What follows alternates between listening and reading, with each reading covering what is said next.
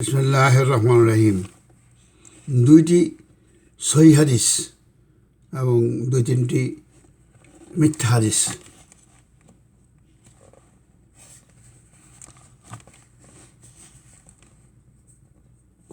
কোনো সচ্ছল লোকের প্রতিবেশী যদি গরিব হয়, সে যদি অভুক্ত থাকে, তাহলে এই সচ্ছল লোকের নামাজ, রোজা, হজ, যাকাত কোনো কিছু কবুল হবে না।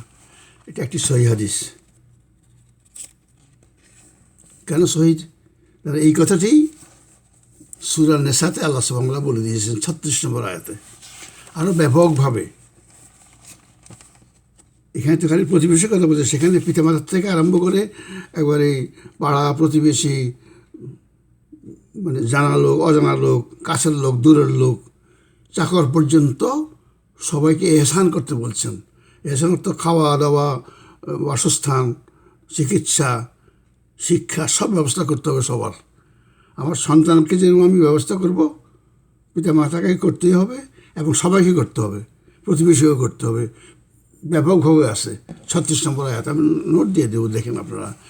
তারপর তারই একটি কথা হলো যে প্রতিবেশী যে অভুক্ত থাকে, সেই ধনী প্রতিবেশীর নামাজ, হজ, যাকাত কোনো কিছু কবুল হবে না। তারই অংশ কিন্তু এটা ইসলামী সমাজ ব্যবস্থায়। এটা হলো একটা সমঝোতা, সবাই মিলে একসাথে। আমরা একা না, আমি না, আমরা এটা করব। আমরা সবাই লেখাপড়া শিখব, আমরা সবাই দেশ উন্নতি করব, আমরা সবাই সৎ ব্যবসায়ী হব, আমরা সবাই আল্লাহ ছাড়া কাউকে ভয় করবো না। আমরা কথাটা ইসলামে আছে, আমি না।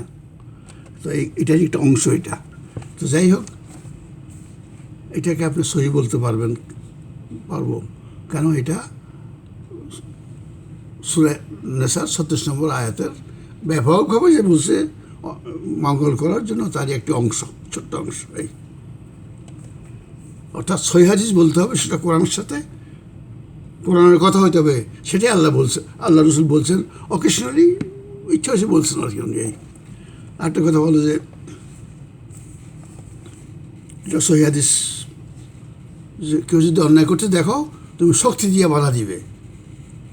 শক্তি না থাকলে তাকে বুঝাবে, তাকে কথা দিবে, তাকে ওয়াজ করবে, তাকে আর কি কোরআন আয়াত দিয়া। সেটাও যদি তুমি না পারো, তাহলে তাকে বয়কট করবে, তার সঙ্গে সম্পর্ক বর্জন করবে, তাকে ঘৃণা করবে। এই ঘৃণা করাটা হলো ঈমানের নিকৃষ্টতম পর্যায়।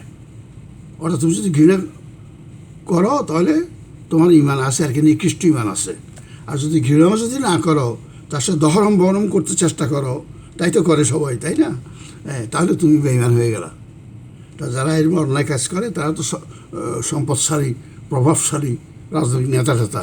তো অনেকে এই সময় আর কি হয়তো একজন লোককে, একটা লোককে, গরিব লোককে নিয়ে ধরে এসে পিটাইলো, বেহুশ করে ফেললো।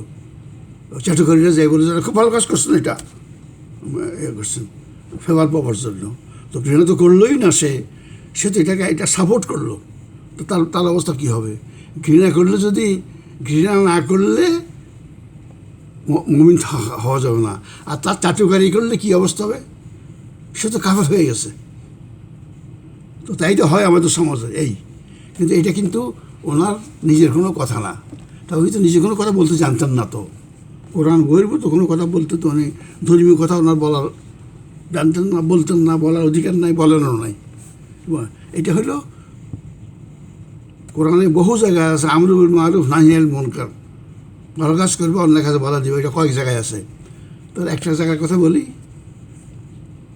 আনতুম খায়রু উম্মতি উখরিজাত লিন-নাসি তা'মুরুনা বিল মারুফ ওয়া তানহাউনা আনিল মুনকার ওয়া তু'মিনুনা বিল্লাহ। তোমরা হলো শ্রেষ্ঠ জাতি, পৃথিবীতে তোমাদের আবির্ভাব হয়েছে সৎ কাজ করার জন্য, অন্যায় কাজে বাধা দেওয়ার জন্য এবং আল্লাহর প্রতি কঠোরভাবে ঈমান আনার জন্য। এই তিনটি কাজের জন্য তোমাদের পৃথিবীতে আগমন। মানে কোনো দরকার ছিল না উম্মতি মুহাম্মদের আগমন। ন্যায় কাজ করবে, অন্যায় কাজে কঠোর বাধা দিবে এবং আল্লাহর প্রতি ঈমান রাখবে। এই তিনটি কাজের জন্য আমাদের আবির্ভাব। এটা কোরআনের একটি আয়াত। সেটারই একটা অংশ হলো যে এটা উনি বলে দিয়েছেন, নিজের থেকে কোনো কথা বলেন না। এটা যে তোমরা অন্যায়কে বাধা দিবে, শক্তি দিয়ে বাধা দিবে, কথা দিয়ে বাধা দিবে, ঘৃণা করবে। তো সুতরাং যে সমস্ত হাদিসগুলি সহি হাদিস বলতে চান আপনারা, সেটা কোরআনের অংশ। কোরআনে উনি আয়াত নাজিল হওয়ার সাথে সাথে উনি বলে দিয়েছেন।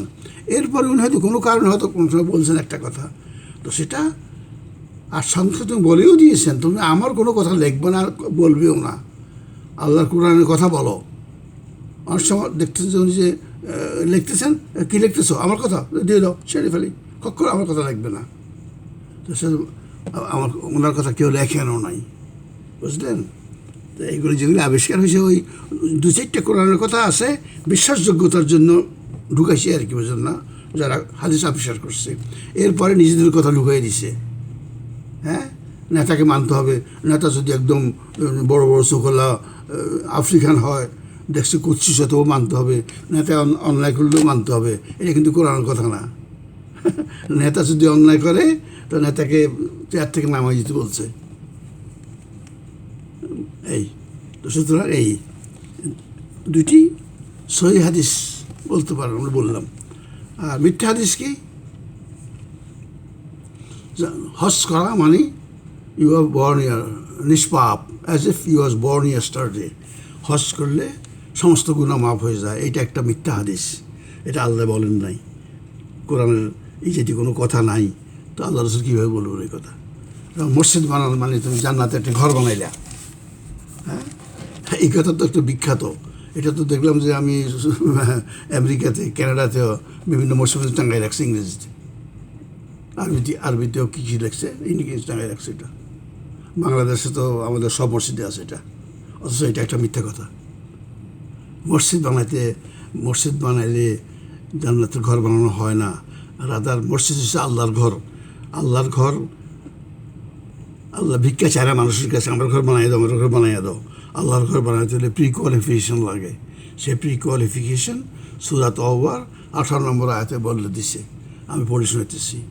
ইন্নামা ইয়ামুরু মাসাজিদাল্লাহি, সেই লোকই মসজিদ বানাবে, মসজিদে কর্মকাণ্ড করবে, মসজিদ ম্যানেজ করবে, মসজিদে খুতবা দিবে।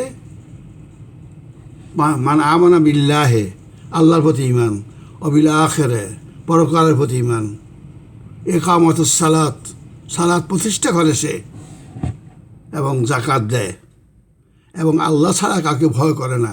এই 5 গুণের অধিকারী হলে তার মসজিদে কর্মকাণ্ড করার, মসজিদে টাকা পয়সা দেওয়ার, মসজিদে খুতবা দেওয়ার, মসজিদ ম্যানেজ করার যোগ্যতা অর্জন করলো সে, এই 5 গুণ থাকলে, বুঝলেন? ঈমান বিল্লাহ, ঈমান আখিরা, ইকামাতুস সালাত, ইতাইজ যাকাত, ওয়ালাম ইয়াখশা ইল্লাল্লাহ, আল্লাহ ছাড়া কাকে ভয় করে না। এই 5 গুণ অধিকারী লোকের অধিকার আছে মসজিদে টাকা পয়সা দেওয়ার, মসজিদে খুতবা দেওয়ার, মসজিদ ম্যানেজ করার, মসজিদে কর্মকাণ্ড করার। আর কারো অধিকার নাই। এটা করার পরে আশা এখনও মিনাল মুহতাদিন, আশা করা যায় তারা হেদায়েতপ্রাপ্ত লোকদের অন্তর্ভুক্ত হইল। 5 গুণের অধিকারী হইয়া মসজিদ বানাইলে তারা হেদায়েতপ্রাপ্ত লোকদের এদিনে সিরাতাল মুস্তাকিম তারা গেল আর কি। বেশি যাওয়ার কথা আল্লাহ বলেন নাই, বুঝলেন?